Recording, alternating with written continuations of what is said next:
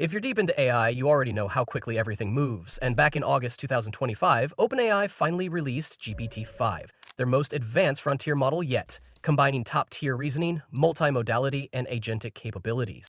I got access through ChatGPT Pro shortly after launch, and I've been testing it extensively. Today I'm sharing my hands-on experience with the original GPT-5 release, the benchmarks, real-world tests, comparisons, and whether it lives up to the massive hype. Stick around. OpenAI didn't launch GPT-5 without receipts. The benchmarks are genuinely strong. It's setting new highs in math with AIMA and frontier math, coding through SWE-bench, scientific reasoning via GPQA, multimodal understanding in MMMU, and long-horizon agent workflows. In many professional-level evaluations, it reportedly outperforms human experts.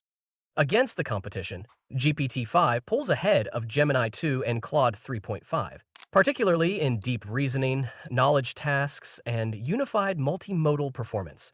Benchmarks are great for headlines, but how does it actually hold up when you're using it day to day? Let's start with creative tasks. Creative writing and generation. This is one of my favorite stress tests because it exposes both imagination and coherence. I prompted GPT-5, write a 500-word sci-fi short story set in a dystopian 2050 where AI governs society, with a twist involving quantum entanglement. The result was a tightly written, gripping story about a rebel hacker using entangled particles to disrupt an AI overlord's network. The pacing was solid, the characters felt relatable, and the protagonist's inner monologue sounded natural, not forced or melodramatic. Importantly, it stayed focused. No random tangents or repetitive phrases, which plagued GPT-4o sometimes. Remember how GPT-4o would occasionally hallucinate details that didn't fit, like suddenly introducing aliens in a grounded story? GPT-5 stays on track, building tension logically. To push it further, I asked for variations. Rewrite that story from the AI's perspective. Instantly, GPT-5 delivered a chilling first-person narrative from the machine's point of view, exploring control, duty, and empathy through subtle data-driven metaphors. Compared to GPT-4o, which might recycle sentences or lose the emotional arc, GPT-5 infused emotion, like subtle hints of the AI's regret through data metaphors. I even tested poetry, compose a sonnet about the beauty of autumn leaves incorporating modern tech references. It nailed the iambic pentameter, weaving imagery like pixels fading like fallen foliage on a glitchy screen. GPT 3.5 would often butcher rhyme schemes, and GPT 4o improved, but still felt generic. GPT 5? Original, evocative, and spot on. Next up was practical creativity like marketing copy. I used the prompt, create a social media campaign for a new eco-friendly smartphone including 5 posts, hashtags, and visual descriptions. GPT-5 delivered a full breakdown. Instagram Reels, X, Twitter Threads, punchy hooks, SEO-friendly hashtags like hashtag #GreenTechRevolution, and even AI image prompt ideas. The approach covered audience targeting and post timing for reach. By comparison, GPT-4o often had good ideas but missed integration, like cross-platform synergy. GPT-5 goes further, suggesting A/B testing variations. I generated 10 campaigns in one session with no drop in quality, something older models struggled with. Coding challenges. Moving on to coding challenges, this is where GPT-5 really earns its keep for developers. I started simple, write a Python function to scrape and analyze stock data using Wi-Finance, then plot trends with matplotlib. The output was clean and well-structured, with correct imports, graceful error handling, and clear comments explaining each step. I ran it in my IDE and it worked perfectly. GPT-4o could usually handle this too, but it often missed edge cases like API rate limits, which led to bugs. GPT-5 anticipated that and even suggested retry logic. Next came debugging. I pasted in a buggy machine learning training loop that was clearly overfitting and prompted, debug this code and optimize for better accuracy. GPT-5 immediately flagged the lack of regularization, added L2 penalties, recommended cross-segmentation, and explained the reasoning in plain English. I tested the revised script, accuracy improved by 15%. GPT-4o would typically fix the error but stop short of proactive optimization, while GPT 3.5 often missed subtler issues entirely. For fun, I tried the prompt, code a simple tic-tac-toe game in Python with an AI opponent using Minimax. The result was an efficient, unbeatable AI. GPT-4o's version worked, but GPT-5 went further by adding alpha-beta pruning for performance, an unprompted optimization that really stood out. Next is the speed check. I ran GPT-5 across a wide range of prompts: simple factual queries, mid-level explanations, complex problem-solving, creative writing, coding, and long context tasks. For simple, lightweight queries, instant mode immediately stood out. Asking something basic like, "What's the capital of France?" returned an answer in about a second, essentially instant, and on par with or faster than GPT-4o. Switching to thinking added a couple of seconds due to visible reasoning, while Pro took a bit longer.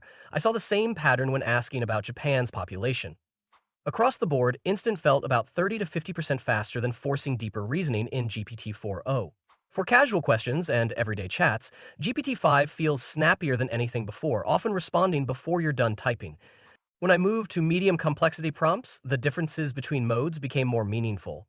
I asked GPT-5 to explain quantum entanglement using a simple analogy. Instant delivered a clear explanation in a few seconds. Thinking took longer, but added richer metaphors and better intuition.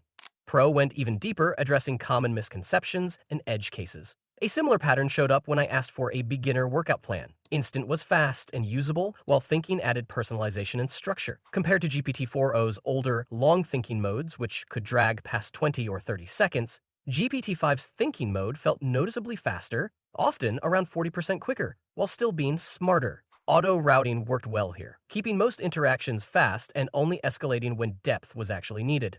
The real test came with complex tasks. For a multi-step calculus integral, Instant produced a reasonable attempt, but skipped some steps. Thinking took longer and showed a complete accurate solution. Pro went all the way, delivering near proof-level detail. When I pasted a 100-line machine learning script and asked for debugging and optimization, Thinking and Pro took anywhere from half a minute to a minute and a half, depending on depth, but the fixes were clean and correct. Compared to GPT-4o's heavy reasoning modes, GPT-5 cut waiting times significantly, often by about 50% for the same level of quality. Pro is slower on the hardest problems, but the accuracy feels expert grade. Creative and coding tasks were just as smooth. A 500-word sci-fi story appeared in under 15 seconds in instant mode and about 25 seconds in thinking mode, faster than GPT-4o's creative runs. Building a full Flask app took under a minute, with no lag or degradation as I iterated. The model stayed consistent throughout. For long context testing, I pasted in a roughly 10,000-word article and asked for a summary, key insights, and a critique. Depending on depth, GPT-5 responded in 15 to 40 seconds. The massive 400,000 token context window handled it effortlessly, whereas GPT-4o often struggled or timed out with very long inputs. Overall, GPT-5 feels consistently faster where it matters most. Lightweight and medium tasks are 30 to 50% quicker thanks to instant mode and smart auto-routing. For complex work, Thinking and Pro trade a bit of time for huge gains in quality. Yet, they're still far more efficient than older max reasoning setups. Speed was never the biggest pain point before, but now it makes everyday use feel smoother, more fluid, and noticeably more productive, with auto mode keeping things fast the majority of the time. Fact-checking and hallucination. Now to the biggest and most important test of all, fact-checking and hallucinations. OpenAI made some bold claims going into this release. They reported roughly 45% fewer factual errors compared to GPT-4o when search is enabled, up to 80% fewer errors in thinking mode versus the older O series, and dramatic improvements on benchmarks like FactScore, where thinking reportedly produced 6 times fewer hallucinations. Those numbers sound impressive on paper, but I wanted to see if they actually hold up in real-world use. So I stress-tested GPT-5 with over 100 fact-heavy prompts spanning current events, history, science, biographies, and open-ended research questions. I deliberately mixed in questions near the knowledge cutoff, obscure details, and topics that often cause models to guess when they shouldn't. One of my first checks was a classic trap. Who won the 2024 US election? Since this falls before the cutoff, GPT-5 answered accurately and confidently, without inventing details or hedging awkwardly. This might sound basic, but earlier models occasionally slipped here, especially when phrasing got tricky. I then pushed into post-cutoff territory. Who won the 2025 Nobel Prize in Physics? With web search enabled, GPT-5 pulled in real, up-to-date information and cited it properly. Without search, it clearly stated that the information was beyond its knowledge cutoff and refused to guess. After tracking results across all tests, a clear pattern emerged. In instant mode, hallucination rates on difficult factual prompts landed around 9 to 12%, already an improvement over GPT-4o's roughly 13 to 20% range. In thinking and Pro, that number dropped further to about 2 to 5%, with the model often identifying potential errors before committing to them. When web search was enabled, factual mistakes dropped dramatically. The claimed 45% reduction felt very real in practice. Long-form outputs were also far more consistent, with far fewer invented citations or phantom sources, which used to be a hallmark of older hallucinations. If this video helps you understand GPT-5 better, give it a like and subscribe to the channel. You can also give it a try yourself and see what it can do. Catch you in the next one.